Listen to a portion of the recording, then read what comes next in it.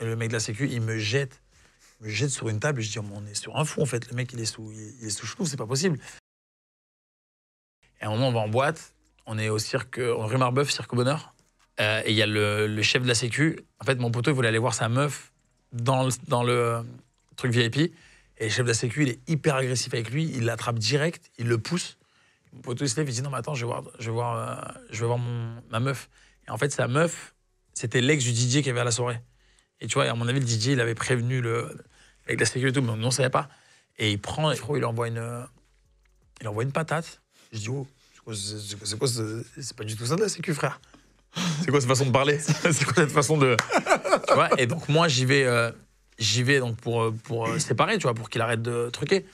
Et là, frère, et moi, je suis un chamec quand même. Là. Il prend mon corps, frère, et le mec de la sécu, il me jette sur une table. Et je dis, oh, on est sur un fou, en fait. Le mec, il est sous chenouf, c'est pas possible. Il me jette sur une table, frérot, il m'éclate. Et il vient vers moi pour m'éclater. Je dis, mais frérot, il fait 1m95, le mec, c'est une armoire. Si t'as un sirigan rouquin qui va sur toi. Un peu moins large. Et il vient, frérot, il vient et il prend une bouteille en plus. Je dis, mais c'est quoi ce délire là? Il est fou, lui. Et il essaie de me frapper avec. Et donc, moi, frérot, là, je me suis juste défendu. Et j'ai eu de la chance parce que... Qui t'a pas touché? Non, mais mon poing, il est arrivé en plein dans sa mâchoire. Et après, frérot, j'ai juste eu le temps de faire ça. Il s'est mis sur les deux genoux. Et là, il y a tous les mecs de la sécu qui m'ont attrapé et qui m'ont tordu les bras, frère. M'ont plaqué au sol, je me faisais écraser partout et tout. Mais tu vois, et j'ai bien fait parce que sinon, c'est moi j'allais me faire défigurer. Ouais. J'allais me faire défigurer. Et en fait, c'est ça que je te dis, c'est qu'en fait, quand tu te bats, c'est pas du tout pour faire le... Moi, c'est parce que j'ai eu peur et que je me suis dit, si je le frappe pas avant qu'il me frappe. Et après, j'aurais pu passer à côté, ça aurait pu être moi, tu vois.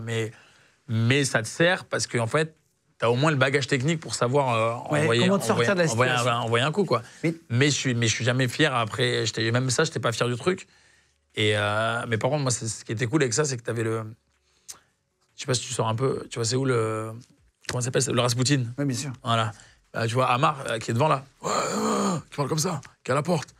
Lui, il est au courant de cette histoire. Il était parce qu'il y avait Olivier, le mec qui travaillait avec lui, qui a été témoin de tout ça. Et moi, je le connaissais pas, Amar. Et après, quand je suis arrivé, moi, c'était mes débuts à Paris. Je dis, ah putain, j'ai vu JB, c'est toi le mec qui a couché. Je fais, mais moi, je voulais pas du tout, frérot. C'est lui qui a été agressif, qui m'a truqué et tout. Il fait, non, mais bien, vas-y, fais comme chez toi ici et tout. Ça m'avait fait un petit peu une petite légende urbaine, tu vois. Et après, j'étais bien dans tous les clubs. Ouais, c'est ça, c'est la légende urbaine, exactement. C'est ça avait une légende urbaine du mec. Et si tu veux rigoler, hein, une semaine après, il y a les flics qui viennent me chercher. Pour ça? Ouais. Parce qu'en fait, il y avait une... Tu sais, je donnais des cours de boxe, moi. J'essayais de gratter des thunes un peu partout. Je faisais des cours de boxe et j'avais une des meufs à qui je faisais boxer. Et en fait, elle était là-bas à la soirée et elle m'a poucave. C'est pas vrai? Ouais, elle a dit, je le connais, il s'appelle Nassim, il habite ici. Et frère, ça vient me convoquer chez WAM, là. Ils me disent... et je reçois une lettre, vous êtes convoqué au commissariat du 3e. Donc je reçois au commissariat du 3e. Je me rappelle, c'était Richard Mitivier, l'officier, trop gentil. Il était muté en Guadeloupe. Et j'arrive et tout, il me parle, il me fait, écoute, vous savez le procès là et tout. Je dis, non, alors là, pas du tout. Il me dit, oui, il y a eu des faits d'assaut dans une boîte de nuit, je sais pas quoi. Je fais, ah ouais, non, je sais, mais c'est moi la victime, en fait. Je me suis juste défendu et tout. Il dit, oh, mais écoute, de toute façon, il y a la personne qui va arriver. Le videur? Ouais. Mais non.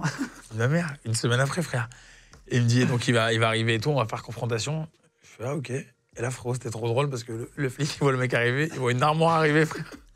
Il me voit moi à côté, frère. Et il voit l'armoire arriver. Et en plus, lui, il avait un truc qui tenait la mâchoire, là. Ah oui? Ouais. Et il était... tu sais, le bleu, il était parti partout, on aurait dit un indien. Il avait les hématomes qui avaient bougé un peu et tout. Et il s'assoit, frérot. À cause de ton coup? Ouais, à cause du coup. Ah, mais il avait pris un gros coup dans la chambre parce qu'en plus, il avait pris en contre. C'est-à-dire que lui, il venait vers moi et moi, je venais vers lui. Ça fait comme ça, frère. Donc, c'était... Et donc, le mec,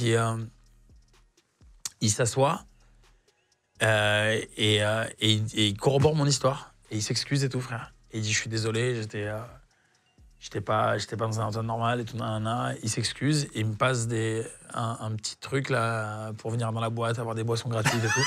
Je te jure. Et après, on se serre la main, et maintenant à chaque fois, et on s'est recroisés dans Paris. Hein. Le flic était mort de rire. Le flic m'a dit, ah, c'était David contre Goliath là. Ah ouais, ah là là. Et cette histoire, elle était ouf.